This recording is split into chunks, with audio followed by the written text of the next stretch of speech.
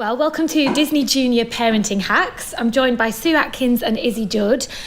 Guys, do you want to tell us a little bit about your families? Two very different stages of parenting life. Sue?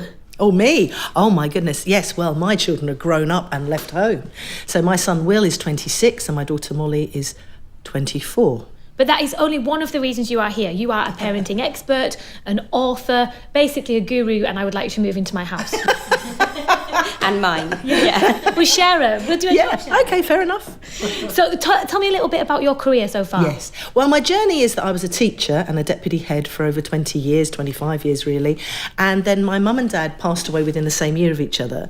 And I thought, I think I need a change. Very passionate about self-esteem for children. Confidence for children is my thing. I moved more into that when I was working as well. And then I decided that I would just leave and go and retrain. So I went off and trained with Paul McKenna actually in NLP and became an NLP master and trainer. And I suddenly realised the techniques and strategies I was learning on this stuff would be fantastic for parents. And so, fate is a funny thing. So within 3 months, I was invited to write my first book in 2007. And then that led to radio, that led to telly. And then I was invited to write another book in 2012, all around raising happy children and making parenting easy. And I'm just passionate about parenting because I think if you give your kids the gift of stability and love and discipline and all that, then they grow up to be whatever they want to be in the world, They can explore the world for themselves from that grounding. Sue, I've only spent a little bit of time with you this morning, but already I'm like a sponge. Tell me more, tell me more. We're going to explore some of your expertise in a minute. Izzy, your children are at a very different stage. They are? So my daughter Lola is 3 and Kit is 18 months. So yes, we're still very much in the early stages of the crazy world of motherhood and everything to expect from that. And lots of people who are new to motherhood will probably be familiar with some of your podcasts and some of your books and some of your work because an author, a musician, a wife, a mum, lots of fingers, when lots people of say, pies. what do you do? I'm sort of, I'm a trained musician. I grew up in a family full of musicians. I'm a violinist.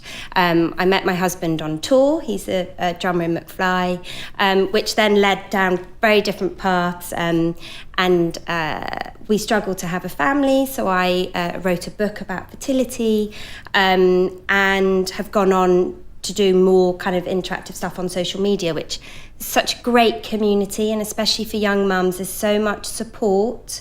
And I found that really comforting, not only within fertility, but also within parenthood. Well, we're going to explore quite a few different topics today. Mindfulness, music, and travelling with kids, because they're all things that, particularly at this time of year, we should be on our radar, should be dealing with. First of all, let's get stuck into mindfulness, because I feel like as adults, it's on our radar, we talk about it, but it's one of those woolly words that gets lost. What even is mindfulness? Well, for me, it's about focus and being grounded in the present moment because it's such a busy, frenetic world. When you've got young children as well, you're here, you're there, you're thinking about this and where are we going next?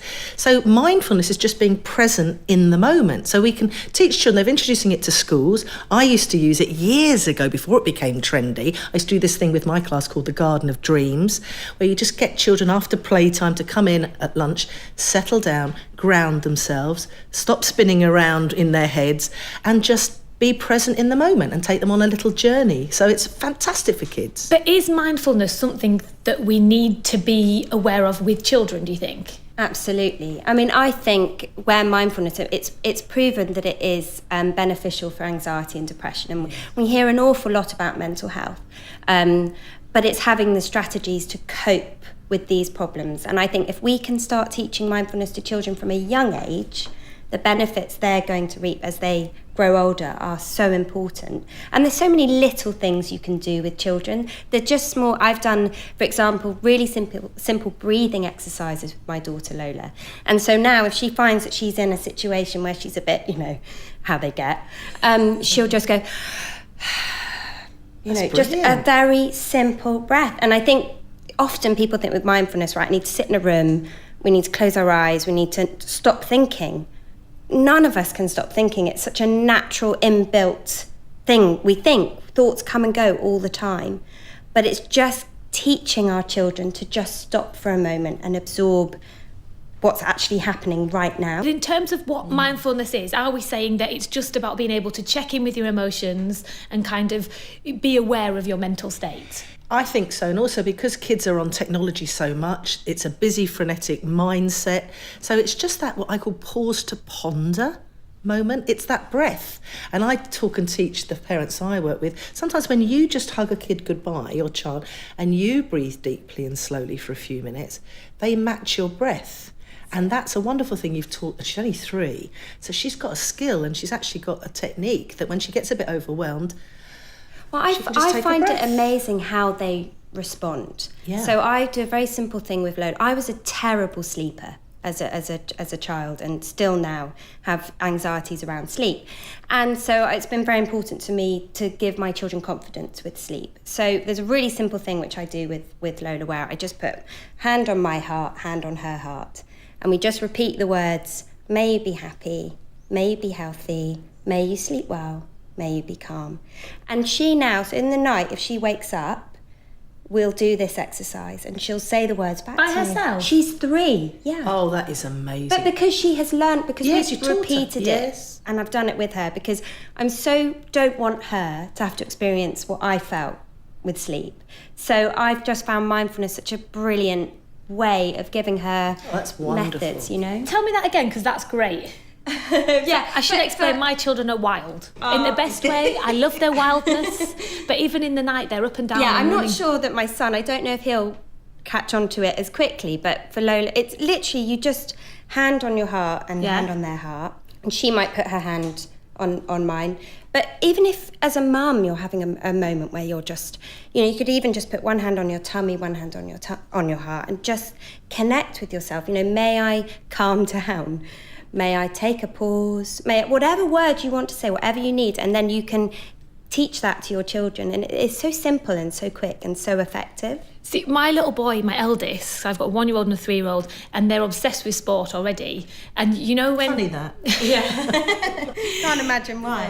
If they see a rugby player taking a conversion kick and doing the breath before... Yes. He will say... Of course. Copy. Oh, like a rugby breath. You could use that way, Yeah. couldn't you? So you take that breath and you get centred and grounded. I do something with the roots of a tree, like an old oak tree, and I get myself into a state of that kind of calmness. But the breathing is the interesting thing, isn't it? Yeah. And I love that with the heart. I do one with a teddy bear. If you put a teddy bear on a child's tummy, and they just start to notice their breath, and that's the slowing down sort of side of it. But if you are out and about with your children and they're having a moment and they're bouncing off the walls, less easy to sort of sit down and do the hand on heart or the teddy bear. What would you advise if you're out and about? Children take their lead from you all the time. So if you suddenly get calmer and you get grounded and you get confident or whatever, you change your state, basically, they start to notice that and observe it, and you can bring children down from a heightened state, just as you can bring adults down from a heightened state. So it's you get grounded and suddenly you go... and then they start to notice that. And it's a great way to do mindfulness actually with your children, because when you're walking along and someone might say, oh, look at a flower, or take in, nature, but actually for children, they are fascinated by nature and what's outside. And the amount of times I've got out the door, I'm like, I've actually made it out the house. It's like a celebration. But then it's like, I go to my phone. Oh, I've got all these notifications. Yes. And you go, but I want to just be in this moment with my child, enjoying this time. We're going to the park. I don't want to look at my phone. So by suddenly going, what colours can you see? What colours can we see? What noises can we hear? Yes, Are there the ducks? Are there, is that an aeroplane? Which is where we live. That's an aeroplane. Or just absorbing what's going on around. And actually they're our greatest teachers when it comes to mindfulness, because and it's using your senses, isn't it? It's your hearing, your seeing, your touching, your feeling. All those things are being centred about. But you know what? It's also about your intention to put your phone away. I see so many mums. I go into schools running confident classes for kids, and when children run out to their mums and dads, a lot of them are on the phone, and so the children don't feel important, they don't feel noticed, so they get naughty. But you're intentional. When I walk my dogs as well, I've got 2 dogs, I go for a long walk, I deliberately leave my phone at home, because I want to be in the nature, I want to notice the blue sky and see these lovely blossoms that are coming out now or whatever. So it is the intention, I think, as well, isn't it? Lots of mums say to me, though, I know I shouldn't be looking at my phone, but I'm looking at organic muffin recipes for their tea and games for this and da-da-da-da. Pressure. I think, we put too much pressure on ourselves as mums. To be a perfect parent. There is no such thing. So be a real one.